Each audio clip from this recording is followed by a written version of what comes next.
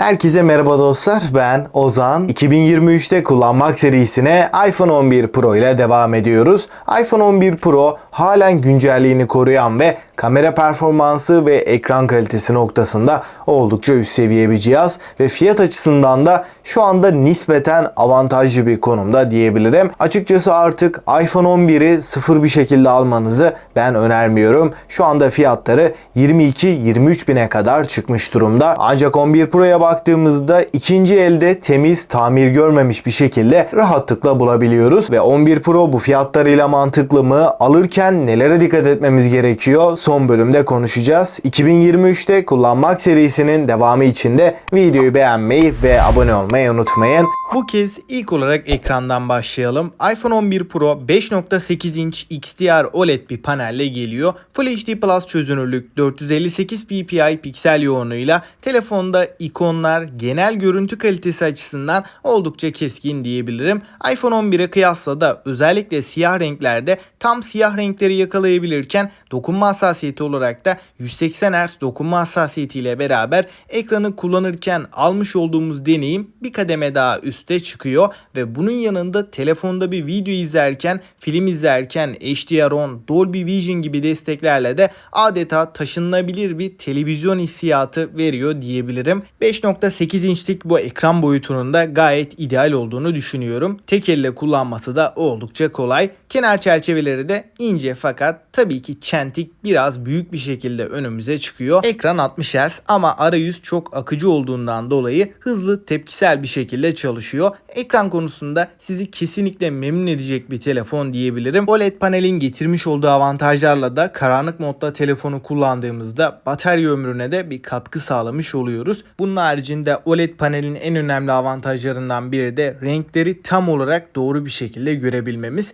Kesinlikle ekran yönünde iPhone 11 Pro'nun 2022'de yeterli olduğunu düşünüyorum. Tasarımdan bahsedersek ekran tarafında olduğu gibi tasarım anlamında da bir o kadar başarılı. Elle tutuş hissiyatı, çerçevelerde paslanmaz çelik ve arka kapakta buzlu bir camın olmasıyla beraber çok iyi bir düzeyde diyebilirim. Elinize aldığınızda güven veren üst seviye bir telefon kullandığınızı kesinlikle anlıyorsunuz. 8.1 mm kalınlık ve 188 gramlık ağırlığıyla da boyutuna göre kesinlikle ideal. Açıkçası arka taraftaki üçlü kamera düzeninde oldukça şık bir şekilde önümüze çıkıyor. Ana kamerada 12 megapiksel f1.8 diyafram açıklığında HDR, yapay zeka ve portre modunu destekleyen, bunun haricinde OIS'i de bünyesinde barındıran bir kamerayı görürken telefoto kamerasında da OIS desteğini görüyoruz ve yine 12 megapiksellik f2.4 ultra geniş açı kameramız da bulunuyor. Fotoğraf çekim kalitesi konusunda ana kamera ve telefoto kamera muazzam sonuçlar ortaya çıkartıyor. Hem gündüzde hem gece çekimlerinde fotoğrafların detaylarında da kayıp minimum seviyede.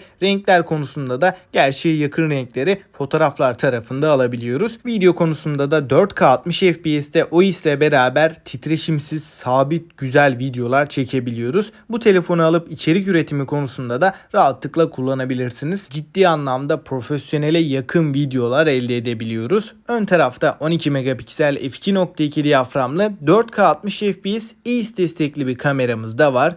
iPhone 11 Pro 2022 şartlarında kamera konusunda sanki güncel bir telefon gibi hissettirebiliyor. Halen işinizi fazlasıyla görebilecek bir performansa sahip. Bunun yanında iPhone 11'e oranla da genel anlamda kamera olarak bariz şekilde üstün olduğunu da söyleyeyim. Donanım tarafına geldiğimizde iPhone 11 Pro Apple'ın A13 Bionic işlemcisiyle gelirken 4 GB RAM de bu sisteme eşlik ediyor. Son güncellemeler kurulu olmasına rağmen arayüzde uygulama açılış hızlarında halen eskiye nazaran bir performans kaybı yaşamıyoruz. Güncel iPhone modellerinden de pek de geri kalır bir yanı yok. Oyunlarda da PUBG'de Ultra HD'de 45 FPS'te oynayabilirken diğer tüm ayarlarda 60 FPS net şekilde sabit bir oyun deneyimi veriyor. Isınma konusunda da cihazımızın fazla ısınmadığını söyleyeyim. Genshin Impact gibi sistemi biraz daha zorlayan, güncel ve yüksek performans isteyen bir oyunda da yüksek grafiklerde 60 FPS grafik ayarında nadir FPS düşüşleriyle akıcı bir oyun deneyimi de alabiliyoruz. Açıkçası bu telefonu istediğiniz kadar zorlayın, halen kesinlikle bir amiral gemisi performansını bize hissettiriyor.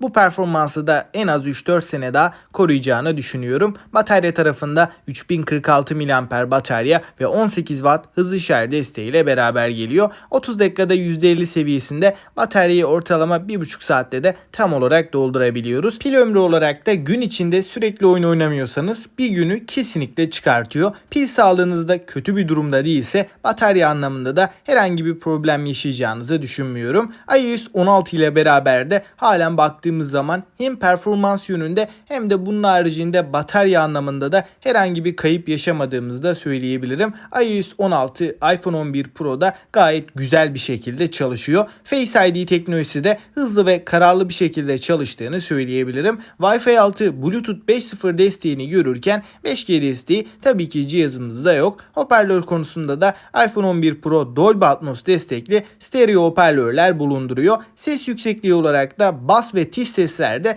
müthiş bir performans alabildiğimizi söyleyebilirim. Son olarak suya ve toza karşı da IP68 sertifikasıyla 4 metre suya 30 dakika boyunca dayanabiliyor.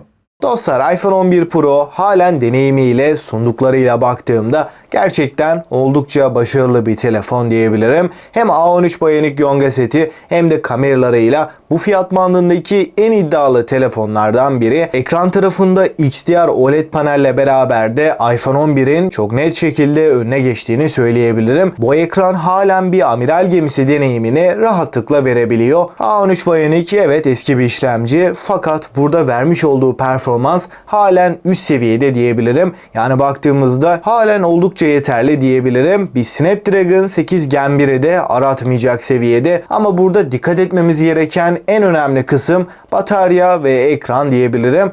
iPhone 11 Pro'da eğer ki batarya sağlığı %80'lere kadar geldiyse maksimum 5-6 saat civarı ekran sürelerini görebileceksiniz. Bu noktada bu batarya kesinlikle yeterli gelmeyecektir. Eğer uygun fiyata bir 11 Pro bulduysanız yetkili bir serviste bataryayı değiştirmenizi öneririm. Bu sayede çoğumuz için bir günü fazlasıyla çıkartabilecek bir batarya performansı alacağız. Yani baktığımız zaman batarya performansı tamamen pil sağlığı ile ilgili. Eğer ki yenilenmiş olarak uygun fiyata bulabiliyorsanız da kesinlikle alınır. Güncelleme konusunda da iOS 13 ile çıkmış bir cihazdan bahsediyoruz ve en az 5 yıl güncelleme alacağını düşünürsem iOS 18'e kadar güncellemeleri almaya devam edecek. Ancak iPhone 11 serisi dünya genelinde çok tutulan bir seri olduğundan iOS 18'de kalacağını düşünmüyorum. Minimum iOS 19'a kadar, yani şu andan itibaren 3 yıllık bir güncelleme desteği kaldı. Bu noktada uzun ömürlü kullanım açısından da en az 4-5 sene daha sıkıntısız bir şekilde götürecektir. Ve bana sorarsanız bir iPhone 11'i şu anda 22.000 bandında almaktansa ikinci elde temiz, tamir görmemiş, sorunsuz bir iPhone 11 Pro çok daha mantıklı diyebilirim. Peki siz ne düşünüyorsunuz?